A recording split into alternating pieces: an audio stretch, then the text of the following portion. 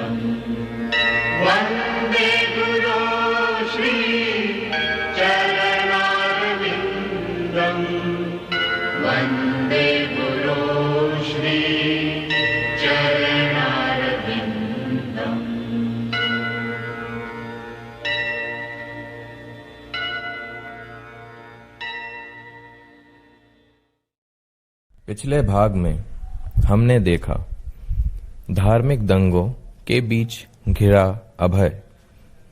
अब आगे।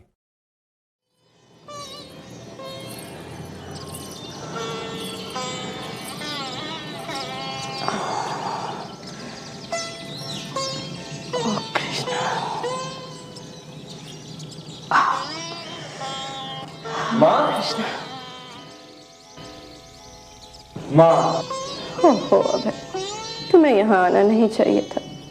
तुम्हारे पाँव में भी सूजन है बाबा, तुम्हें ऐसे चलना फिरना नहीं चाहिए।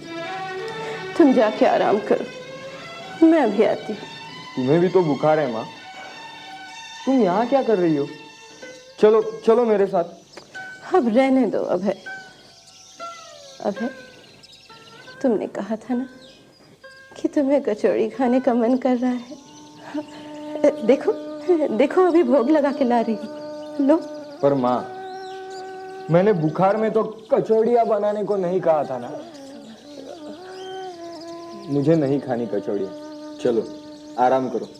अभय, मुझे कुछ नहीं हुआ है, मैं ठीक हूँ। थोड़ा सा बुखार है, कल तक ठीक हो जाएगा। हाँ। और जीवन का क्या भरोसा, जब तक हूँ अभय बना के खिला लेने दो। हाँ? अरे देखो, गरम गरम है, लो खाओ ना। क्या हुआ? क्या सभी माएँ इतनी अच्छी होती हैं? माँ तो माँ ही होती है अभय। नहीं माँ, तुम सबसे अच्छी माँ हो। तुम भी तो सबसे अच्छे हो अभय। अमर सुना बाबा। नहीं माँ, तुम कितना ख्याल रखती हो मेरा। पर मैंने आज तक तुम्हारे लिए कुछ भी नहीं किया। किसने कहा कुछ भी नहीं किया? तुम तो मेरा कितना ख्याल रखते हो अभय।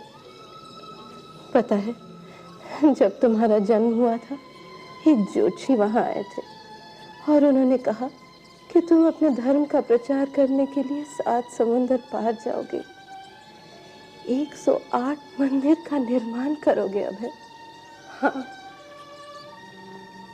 बस अभय, तुम इस भविष्यवाणी को पूरा करो, मैं समझूंगी तुमने मेरे लिए सब कुछ कर लिया। तुम्हारे बाबा का भी यही सपना है अभय। हाँ अभय, तुम ये सपना पूरा करोगे ना? हाँ?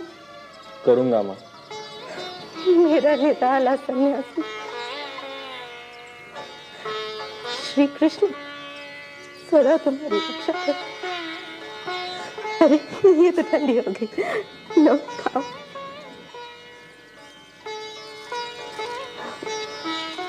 बहुत अच्छी है।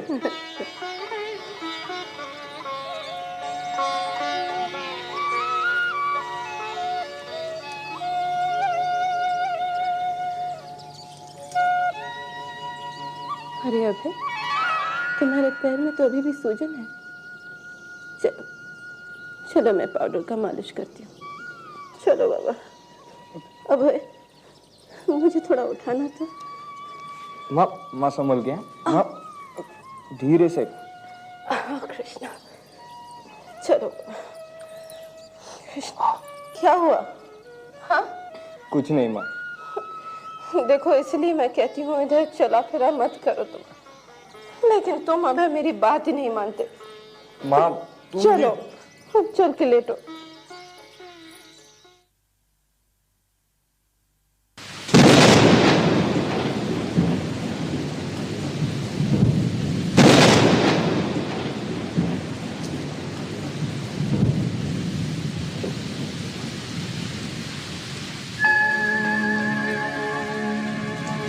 बाबा,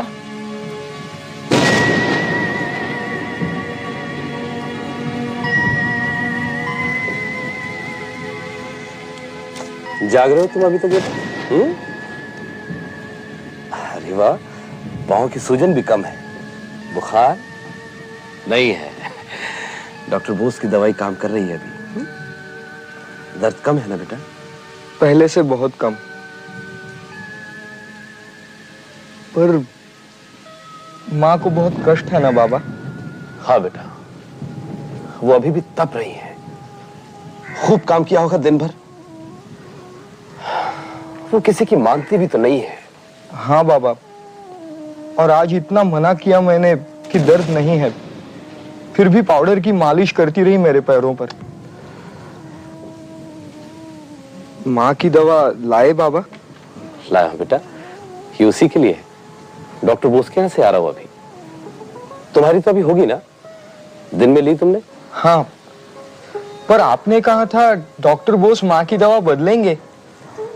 आज डॉक्टर बोस बता रहे थे कि उन्होंने उस अंग्रेज डॉक्टर, क्या नाम है उनका, हाँ, डॉक्टर वॉल्टर से बात की थी। डॉक्टर वॉल्टर ने भी वही इलाज बताया जो डॉक्टर बोस पहले से कर रहे हैं। ये अपने डॉक्टर बोस खुद भी इतनी अच्छी दवा देते हैं, फिर ये हमेशा इन अंग्रेज डॉक्टरों से अपने इलाज की पुष्टि क्यों चाहते हैं? इस बात का तो मैंने भी अनुभव किया है। वो शायद इसलिए ऐसा करते हैं क्योंकि ये एलोपैथी गोरों के साथ ही इस देश में आई है। बेटा, हम लोगों की आदत सी हो गई है कि हम अपने ही विशेषज्ञों का तब तक विश्वास नहीं करते जब तक उन्हें गोरों से लगातार समर्थन नहीं मिलता रहे। हर क्षेत्र में यही हो रहा है आजकल। चिकित्सा, पढ़ाई लिखाई, पहनावा, खान पान, और तो और बेटा, अब तो हमें धर्म और रीति रिवाज भी उन्हीं के पसंद आने लगे। लेकिन बाबा, इन गोरों के आने से पहले हमारे यहाँ रोगियों का क्या होता होगा? वे बेचारे तो... नहीं बेटा, उस वक्त आयुर्वेद की जानकार वैद्य जैसी बीमारी होती थी वैसा ही इलाज किया करते थे। कभी जड़ी बूटियों से, कभी केवल मिट्टी, हवा, धूप, पानी से, और कई बार तो मंत्रोच्चारण करके ध्वनि चिकित्सा भी दिया करते थे। अब मैं तुम्हारे लिए चरणामृत लाता हूं।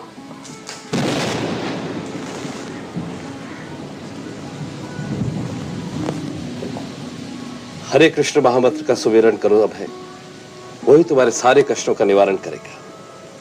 हरे कृष्णा कृष्णा कृष्णा हरे हरे। हरे राम राम राम हरे हरे, हरे कृष्ण कृष्ण कृष्ण हरे हरे, हरे राम राम राम हरे हरे। हरे हरे, हरे कृष्ण कृष्ण कृष्ण हरे हरे, हरे राम राम राम हरे हरे, हरे कृष्ण कृष्ण कृष्ण हरे हरे, हरे राम राम राम हरे हरे। कृष्ण आज फिर जला हुआ भात खाना पड़ेगा गुरुदेव को।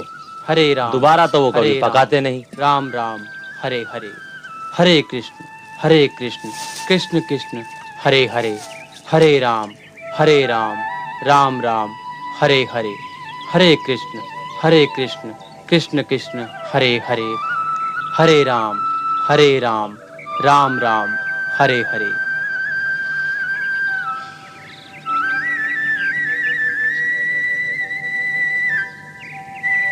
गुरुदेव, अचानक चुप कैसे हो गए आप? आप तो महीनों से इस मंत्र का लगातार जाप कर रहे थे। मैंने इस महामंत्र का जाप 100 करोड़ बार करने की प्रतिज्ञा की थी, सो आज पूरी हुई। अब मेरा दूसरा महत्वपूर्ण कार्य शुरू करने का समय आ गया है। कौन सा कार्य गुरु महाराज? हरे कृष्ण महामंत्र का प्रचार और भागवत भक्ति का प्रशिक्षण सभी मनुष्यों को देने का कार्य, ताकि हरेक को, चाहे वो किसी भी धर्म, देश, जाति का हो, भगवान नाम संकीर्तन के द्वारा भगवान का प्रेम पात्र बनने का अवसर मिल सके। हरेर नामेव केवलम, कलो नास्तेव नास्तेव नास्तेव गतिरन्यथा, कलयुग एक ही नाम धारा। हरे कृष्ण कृष्ण कृष्ण हरे हरे, हरे राम राम।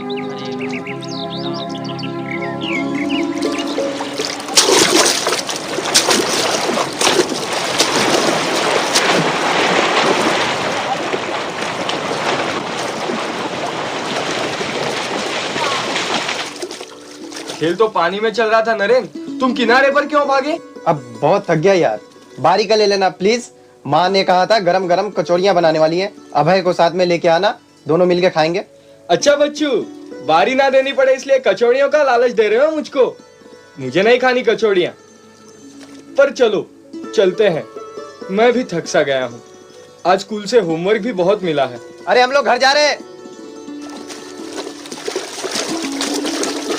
पिटोगे एक दिन अगर ऐसे ही करते रहे तो। तुम्हारा कोई इलाज नहीं। अरे आज तुम्हारे बाबा ने समय से पहले दुकान क्यों बढ़ा दी? हाँ, पड़ गया होगा कोई काम। अरे कई बार तो बाबा अचानक 8 टपके साधुओं को खाना खाने घर ले जाने के लिए भी जल्दी दुकान बंद कर देते हैं। लेकिन शुभंकर काका की भी दुकान बंद है। कमाल है, उनका तो ये रिकॉर्ड है चाहे जो हो जाए, लेकिन समय से पहले कभी अपनी दुकान बढ़ाते ही नहीं। अरे हबीदा, ये दोनों दुकानें अचानक बंद क्यों हो गई? पता नहीं यार, थोड़ी देर पहले कोई आया था, इसी के साथ चला गया था। होगा कुछ। चलो चलते हो घर? होमवर्क सिर्फ तुम्हें नहीं मिला, मुझे भी मिला है। अच्छा ठीक है, कल आऊंगा तुम्हारे यहाँ कचौड़ियाँ खाने। अच्छा जरूर आना। इस बेचारे को तो मालूम ही नहीं क्या हुआ है। अब माँ तो माँ ही होती है ना। क्या बताएं अब, मुझे तो विश्वास ही नहीं हुआ। कैसा है काका? आओ अभय आओ, चलो अंदर। जीते रहो बेटे। 1 साल पहले से ही बीमार थी। उनके साथ ना हो।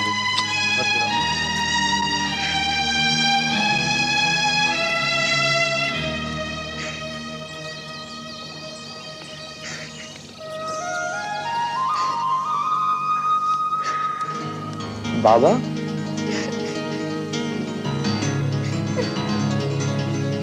बेटा तुम्हारी माँ। क्या हुआ माँ को? कहाँ है वो?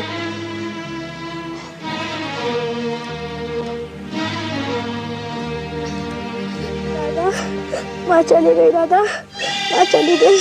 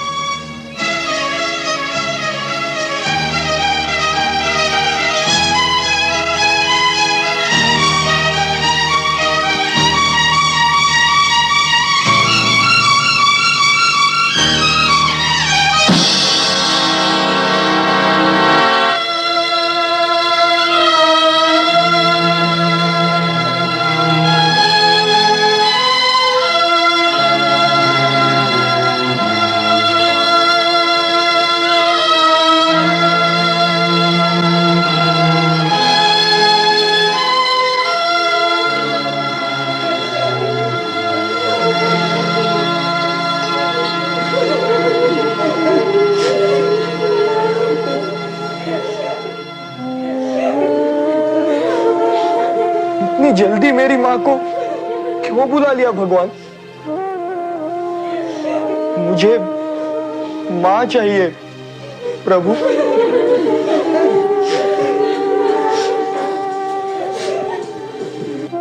क्या मेरी माँ को फिर से जीवित नहीं कर सकते तुम? मेरी माँ तो पूजा अर्चना सब करती थी तुम्हारी। यही फल मिलना था उसे इसका। ऐसा नहीं कहते अभय, तुम्हारी माँ तो बहुत सौभाग्यशाली भक्त की तरह जा रही, मुंह में चरणामृत, देह पर तुलसी दल लेकर। चलो, अभी तुम्हें मातृ ऋण चुकाना बाकी है।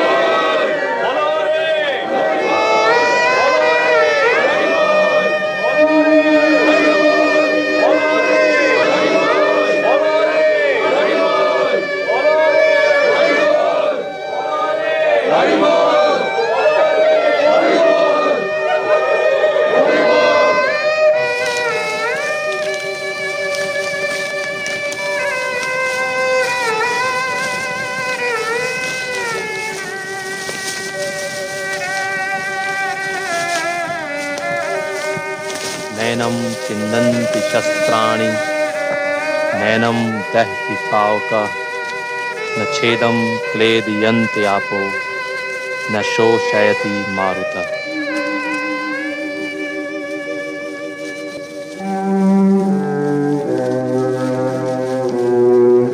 ये क्या कर रहे हो तुम लोग? अरे अरे बाहर निकलो, बाहर निकलो। वो अभय, अभय, अभय,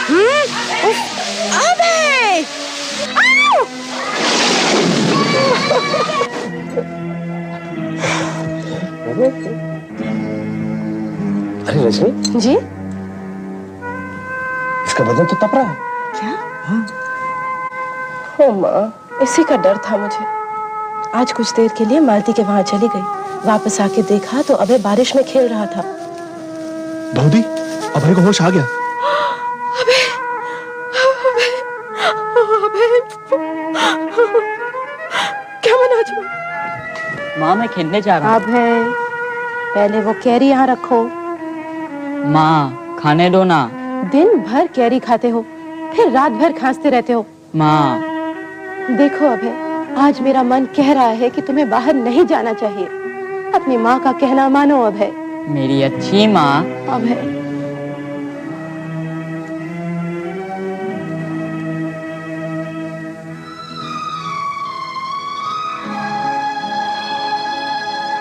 कृष्णा तुम्हारी रक्षा करे। अच्छा तो मैं जाऊँ माँ?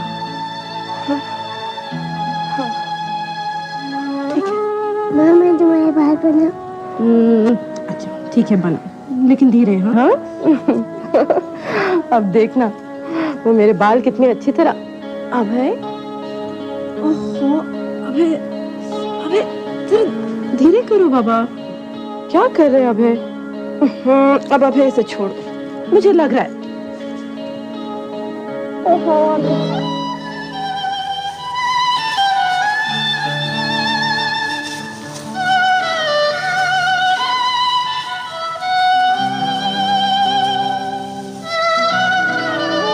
ओम नमस्तु धर्माय।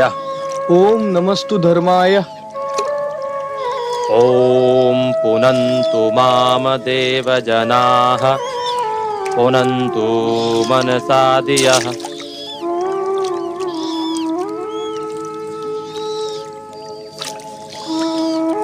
ओम नमस्तु धर्माय।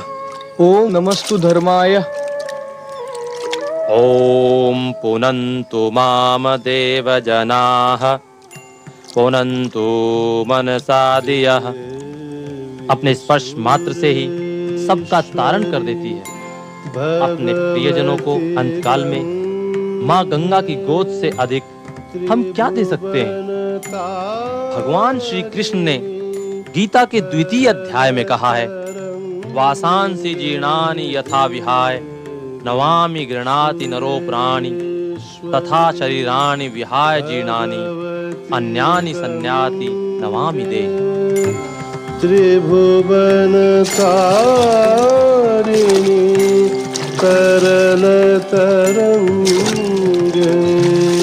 शंकर मौली निवासिनी विमले मम मतिरास्तां तब पद कमले देवी सुरे।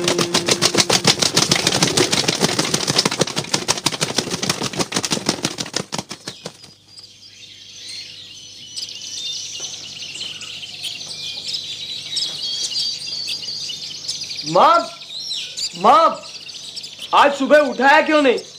देखो ना, स्कूल के लिए भी देर हो गई। अच्छा सुनो, मैं नहाने जा रहा हूं, जल्दी से नाश्ता तैयार कर दो।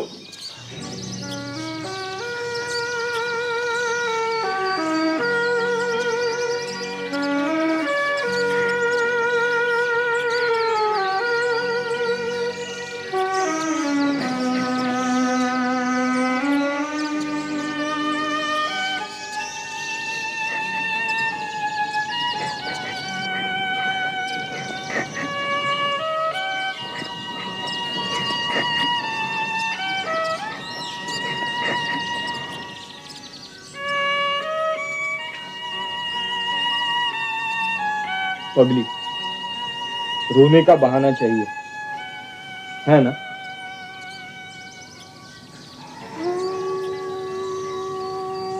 बाबा कहाँ है? देखो, मुझे स्कूल को देर हो रही है, चुप हो जा। तुम नहा के आओ, मैं नाश्ता तैयार करती हूँ। तू बना लेगी नाश्ता? क्यों? माँ से क्या मैंने कुछ नहीं सीखा?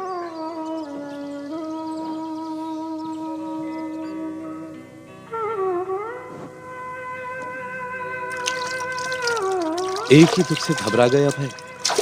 तुम्हारी माँ ने और मैंने तुम्हारा नाम अभय चरण रखा था, जो कृष्णा के चरणों में समर्पित। उसे कैसा भय, कैसा दुख। तुम्हारी माँ का तो केवल शरीर गया है अभय, उसकी आत्मा तो वैसी की वैसी है, अमर, अजर, अनश्वर। भगवान की भी कैसी विचित्र माया है कि ये बातें मैं तुम्हें बता रहा हूं। इसमें विचित्र क्या है? तुम्हारी जन्म कुंडली में भविष्यवाणी की गई थी कि आगे चलकर यह ज्ञान तुम सारे संसार को दोगे। दुख भूलने से ही भुलाया जा सकता है अभय। बहुत पुरानी बात है, सुषेण राज्य में चित्रकेतु नाम के महान राजा राज्य किया करते थे। उनकी बहुत सारी रानियां थी। राजा के समर्थ होने पर भी उनकी कोई रानी उन्हें संतान नहीं दे पाई। राज्य का कोई उत्तराधिकारी न होने से राजा बहुत उदास, बहुत परेशान रहते थे। ऐसे में एक दिन उनके महल में महर्षि अंगिरा पधारे। महाराज की जय हो। क्या समाचार लाए हो? महाराज से मिलने महर्षि अंगिरा स्वयं महल में पधारे हैं। महर्षि अंगिरा पधारे हैं हमारे महल में? अवश्य हमारे दुखों का समाधान करने आए। जाओ, बड़े आदर के साथ उन्हें हमारे कक्ष में ले आओ। जो आज्ञा महाराज।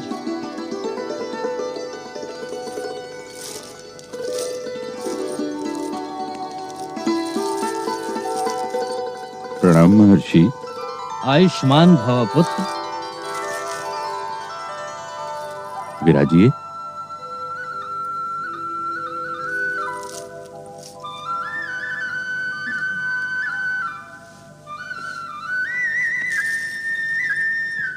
तुम्हारे दुख का समाचार ही हमें यहाँ ले आया है। कहो, क्या चाहते हो?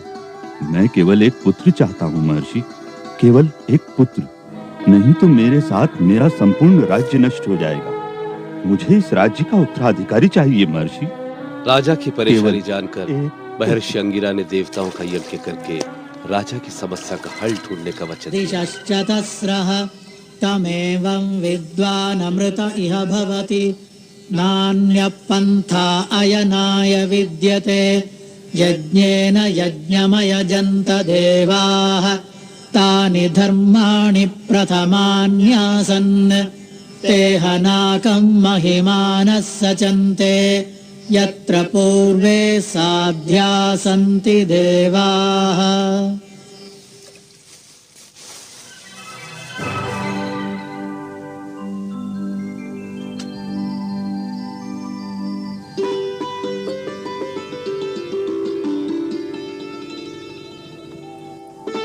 हे राजन, अब शीघ्र ही तुम्हारे यहाँ एक पुत्र की प्राप्ति होगी।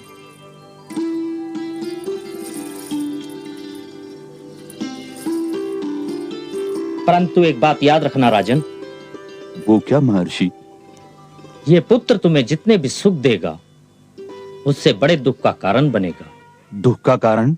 हाँ, दुख का कारण। परंतु किस प्रकार मुनिवर? यह समझने के लिए तुम्हें प्रतीक्षा करनी पड़ेगी राजन, समय की प्रतीक्षा। फिर महारानी कृतच्युति गर्भवती हुई और समय आने पर उन्होंने एक पुत्र को जन्म दिया।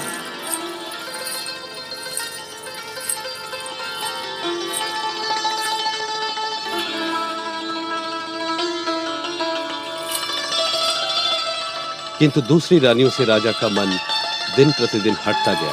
हम महाराज को एक पुत्र भी न दे सकी तो क्या हम रानियां नहीं रही? महाराज हमसे बात करना भी भूल गए। कृति दीदी के अलावा उन्हें किसी की चिंता ही नहीं रही।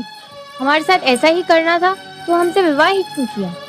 ऐसे तो हमारा जीना ही मुश्किल हो जाएगा।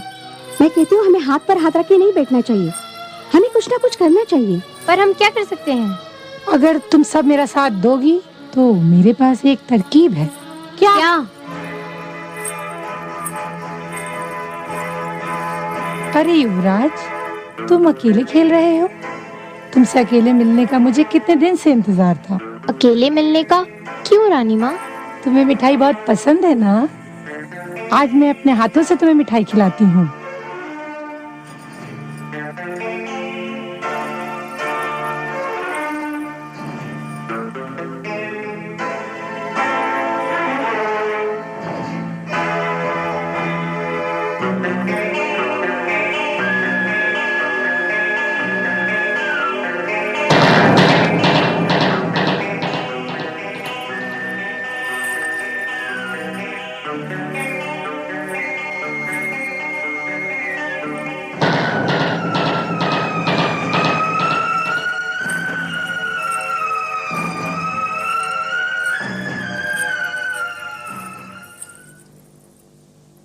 युवराज, देखो ये कितना सुंदर कबूतर है।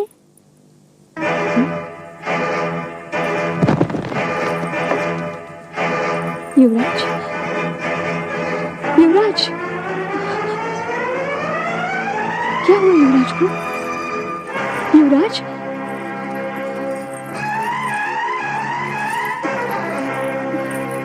महारानी, महारानी, महारानी, क्या हुआ? अनर्थ हो गया महारानी। अनर्थ?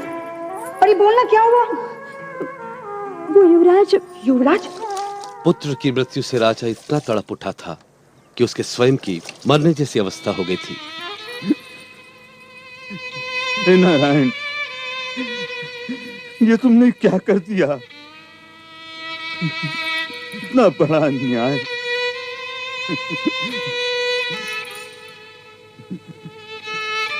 फिर तब राजा को महर्षि अंगिरा के कथन का अर्थ समझ में आया। ये पुत्र तुम्हें जितने भी सुख देगा उससे बड़े दुख का कारण बनेगा। बस इतना ही? असल बात तो अभी बाकी है। जब राजा अपने पुत्र के बिछोह में तड़प रहा था, उसी समय महर्षि अंगिरा अपने परम मित्र देवर्षि नारद के साथ वहां प्रकट हुए।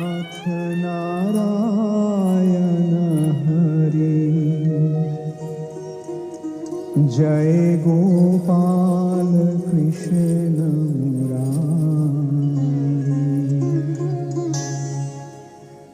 हे नाथ फिर जानते हो क्या हुआ? महर्षि ने राजा के मरे हुए बेटे को फिर से जिंदा कर दिया है ना? अज्ञान के अंधकार से बाहर निकलो राजन। मृत शरीर पर विलाप क्यों कर रहे हो? शरीर की मृत्यु तो अवश्यम भावी है। परंतु ये मेरा पुत्र है महर्षि, मैं इसे कैसे भूल जाऊं? जैसे लहर से लहर अलग होती है, जैसे बादल से बूंद अलग होती है, जैसे पेड़ से पत्ते अलग होते हैं, ऐसे ही शरीर से आत्मा अलग होती है। शरीर के रूप में तुम्हें जो कुछ भी मिला है उसे बिछड़ना ही है राजन।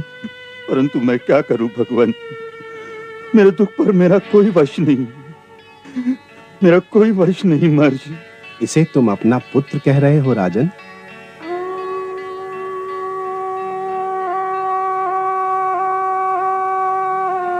हे आत्मन, तुम्हारे माता पिता तुम्हारे लिए कितने व्याकुल हैं।